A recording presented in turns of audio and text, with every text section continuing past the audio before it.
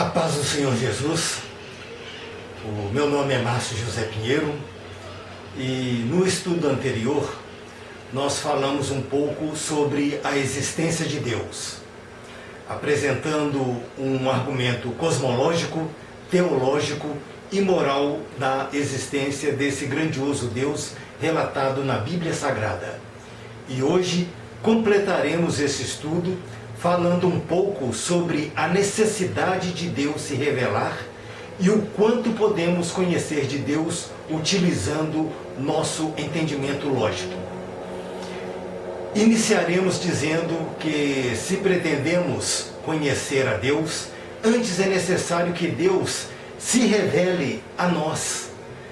Mesmo que venhamos falar sobre a revelação de Deus pela natureza, o apóstolo Paulo diz que o que podemos conhecer sobre Deus, nós o sabemos, porque Deus se manifestou conforme está escrito em Romanos 1,19.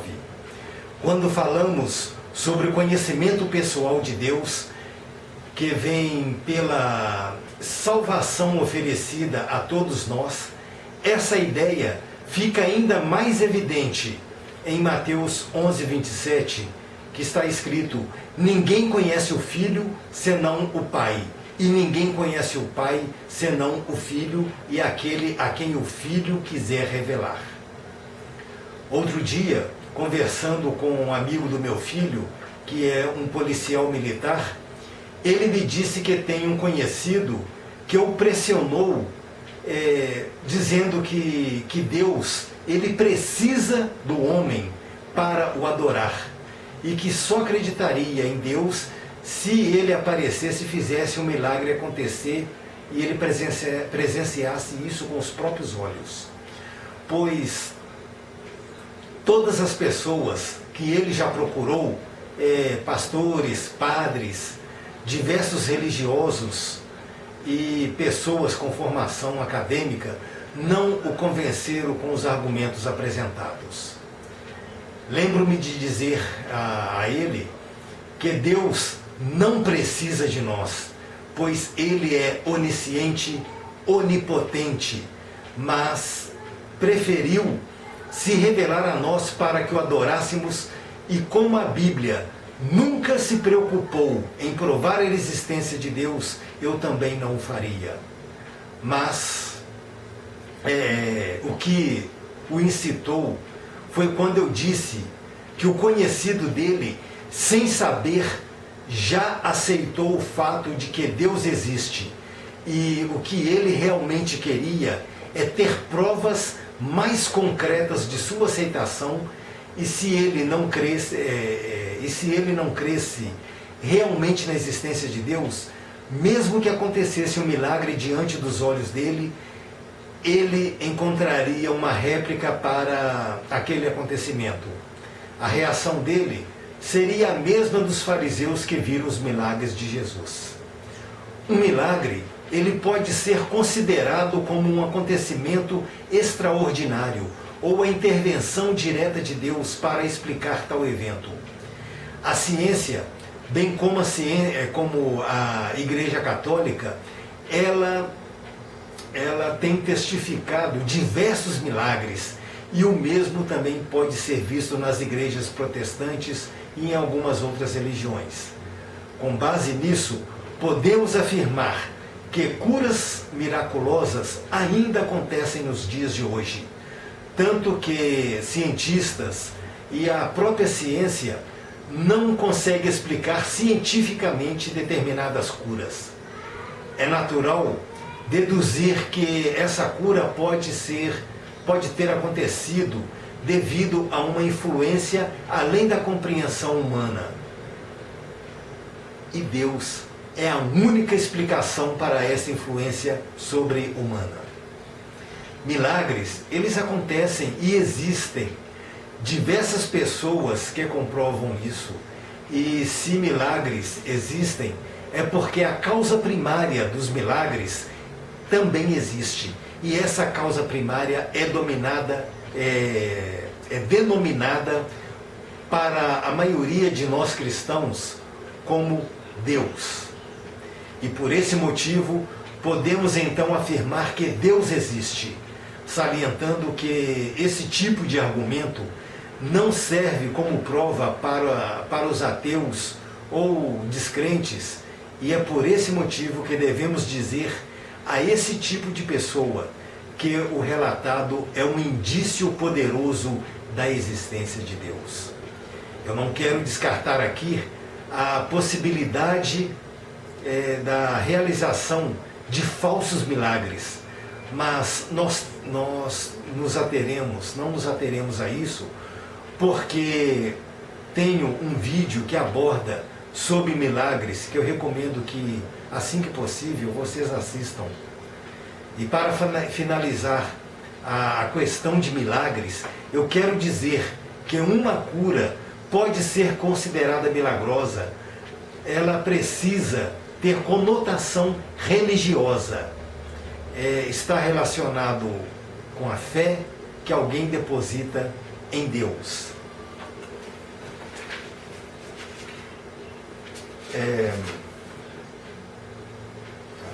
Eu gostaria de repetir que nos livros eles encontram-se registrado a crença em um Deus ou poder criador, e até mesmo na tradição oral é comum vermos a mesma coisa desde épocas antigas. Se dissermos que isso não é verdade, negaremos tudo o que tem sido escrito até hoje, e a solução seria reescrever toda a história da humanidade. Pensem bem, se Deus não existisse, então não haveria necessidade de se combater essa ideia. Não haveria argumentação para provar que algo não existe se realmente Deus não existisse. Qual é o objetivo de provar que Deus não existe se ele realmente não existisse? O simples fato de tentar provar que Deus não existe é um argumento que ele realmente existe.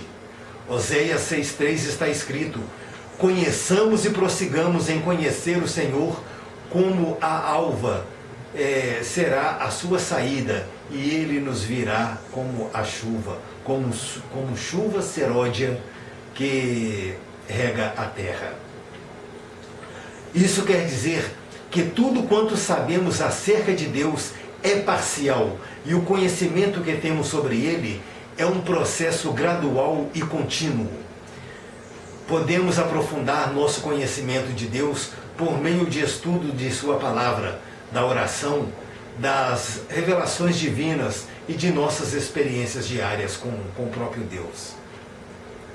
Para buscarmos conhecer a Deus, descobrir quem Ele é, como costuma agir, qual a sua vontade, devemos ter consciência de tudo o que sabemos acerca de Deus. Nós sabemos em parte. Só conhecemos algo acerca de Deus por meio daquilo que Ele nos revelou. Para conhecermos a Deus, temos que usar o nosso entendimento. E como eu já disse, o conhecimento sobre Deus é um processo gradual e contínuo. Os cristãos sempre falam em conhecer a Deus, e conhecê-lo em profundidade é impossível, porque nós somos seres falhos, limitados, e não conhecemos nem a nós mesmos de modo profundo. Nenhum ser humano pode conhecer plenamente Deus em todos os seus aspectos e saber tudo sobre Ele. O próprio Deus nos incita a conhecê-lo. Por isso, está escrito que não somos nós que escolhemos a Deus, mas foi Deus que nos escolheu. Isso está em Lucas 18, versículo 7. O profeta Jeremias diz no capítulo 9, 23 e 24, para o sábio não se gloriar na sua sabedoria, nem o forte na sua força, e nem o rico na sua riqueza. Mas para eles se gloriarem em conhecer e saber que Deus faz misericórdia, juízo e justiça na terra. Todos nós que lemos a Bíblia diariamente, temos fé e sabemos quem é Deus.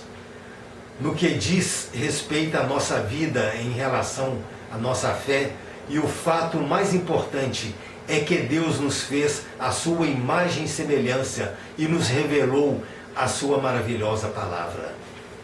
No entanto, a vida é feita de aprendizagem. Existe um ditado que diz: aprendendo todo dia e morrendo sem saber nada. A cada dia que passa, nós aprendemos que existe um Deus que nos ama e nunca nos abandona e nos quer por toda a eternidade. Quando falamos em conhecer a Deus, ignoramos que Deus é Deus. E entre Deus e nós, existe um abismo muito profundo que nos separa e é impossível sozinho nós chegarmos ao conhecimento pleno de Deus.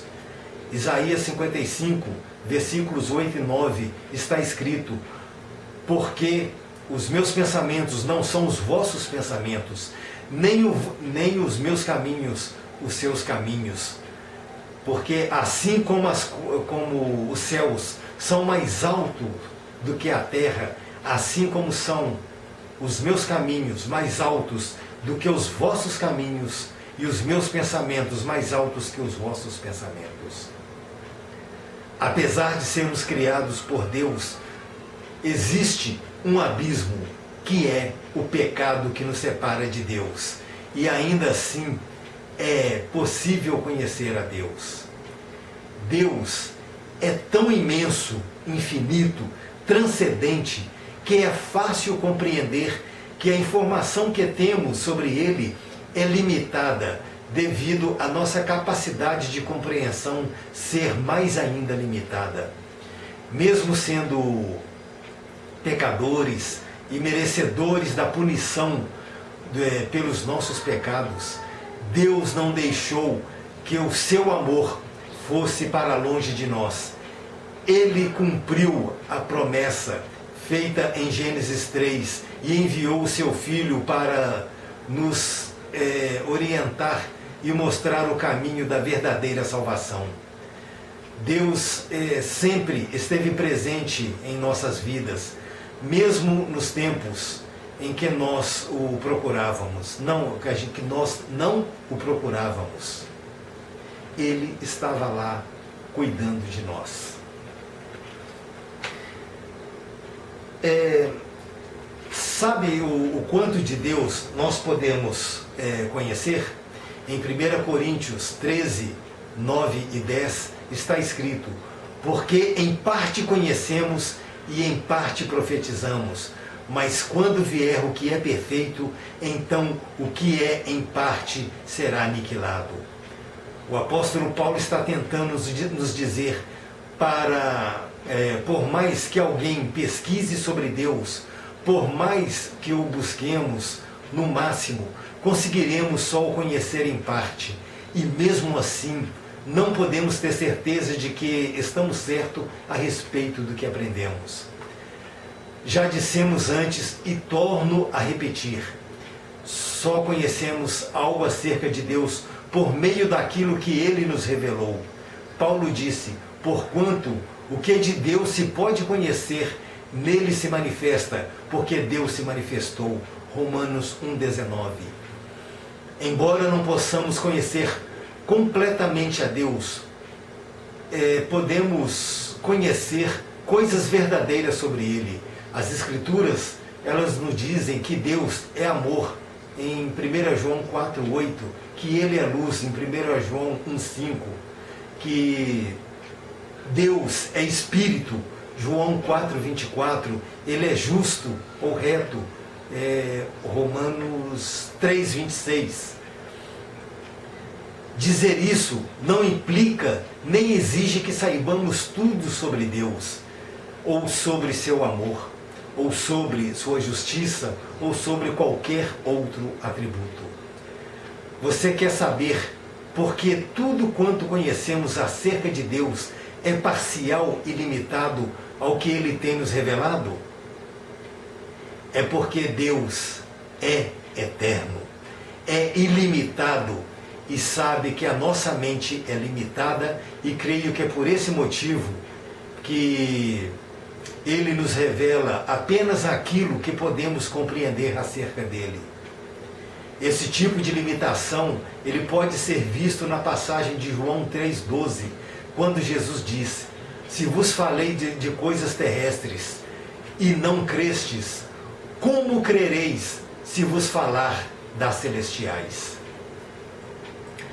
Podemos conhecer a Deus através da leitura de diversos livros em tratados teológicos, históricos, filosóficos, mas há outro meio de conseguir ter um conhecimento sobre Deus, e este meio é através da oração. Orar não é repetir preces e mais preces. Orar é conversar com Deus. Eu costumo dizer que Deus se comunica conosco de N maneiras, ou de diversas maneiras, mas nós só temos um meio de falar com Deus: oração. Falamos com Deus em oração, e Ele fala conosco pela sua palavra, mas também devemos reservar um tempo para ouvir o que Deus tem a nos falar. Temos comunhão com Ele, cantarmos louvores para Ele, e temos consciência de que o seu Espírito habita no meio de nós e dentro de nós para nos abençoar, conforme está escrito em João 14:23. Às vezes, torna-se difícil crer na existência de Deus, porque o mal existe, e muitos descrentes perguntam: se Deus é bom, justo, misericordioso, então por que Ele não acabou com o mal? Qual a relação que existe entre Deus e o mal? Em primeiro lugar, é importante lembrar que as Escrituras não culpam Deus pelo mal e nem apresenta desculpa aos homens pelo mal que eles cometem. O que podemos dizer é que Deus usa até o mal para cumprir os seus desígnios para a sua glória e para o nosso bem. Exemplo disso nós encontramos no livro de Gênesis, quando vemos que os irmãos de José fizeram com ele, e muitos anos depois, José, na condição de governador do Egito, pôde dizer a seus irmãos: vós, na verdade, intentastes o mal contra mim, porém Deus o tornou em bem. Gênesis 50, versículo de número 20. O que é mais importante saber, em segundo lugar, é que Deus jamais faz o mal e nunca deve ser culpado pelo mal que acontece. Apesar de Isaías 45, versículo 7, dizer que Deus criou o mal, isso não quer dizer que é o próprio Deus quem faz o mal, mas que Deus permite que o mal se realize por intermédio de nossas decisões voluntárias. Este versículo, ele deixa claro que são os homens que realmente causam o mal e são responsáveis por ele. Embora Deus tenha permitido que o mal se realizasse, o fato é que Deus não faz o mal. E o fato dele permitir que o mal aconteça, isso não mancha a sua santidade e nem o faz responsável. Terceiro, Deus culpa e julga justamente pelo mal que as pessoas fazem. Muitas passagens nas Escrituras afirmam isso. Uma delas se encontra em Isaías 66, 3 e 4, e eu recomendo a leitura depois. Do mesmo modo, lemos em Eclesiastes 7, 9 que Deus fez o homem reto, mas ele se meteu em muitas astúcias. Isso prova de que a culpa pelo mal é sempre de quem o comete, seja homem ou demônios, e quem comete o mal merece a justa punição divina.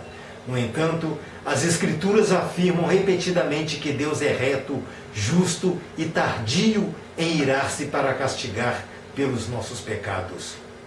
O mal, ele é real e jamais devemos fazer o mal, porque ele acaba sempre prejudicando a nós mesmos ou alguém, e por esse motivo é que as Escrituras nos ensinam que não devemos fazê-lo, mas devemos nos opor contra o mal em todas as suas formas.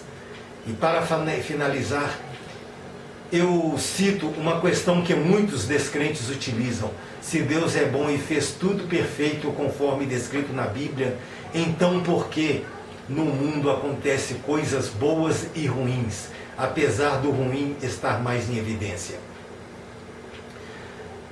Quando se crê na existência de um Deus bom, poderoso, misericordioso, fica um pouco difícil de aceitar a existência do mal, principalmente quando muitas coisas ruins acontecem ao nosso redor. Mas há uma explicação de que o mundo criado por Deus é bom e foi corrompido pelo próprio homem, pois Deus nos criou com a capacidade de fazermos escolhas, e nossas escolhas podem ser boas ou más. E isto explica a existência do bem e do mal, pois nós, seres humanos, temos a capacidade tanto para o bem como para o mal. Essa tendência que temos para o bem e para o mal é comprovação de que o mal existe, e se temos consciência de que o mal existe, é porque o seu oposto também existe. Assim sendo, a própria existência do mal acaba sendo a prova da existência do bem, que comprova a existência de Deus. Vale ainda lembrar que Deus, ele não teve princípio. Deus é. Ele não pode ter um princípio e muito menos um fim. Então, Deus é. Ele nunca foi nem será.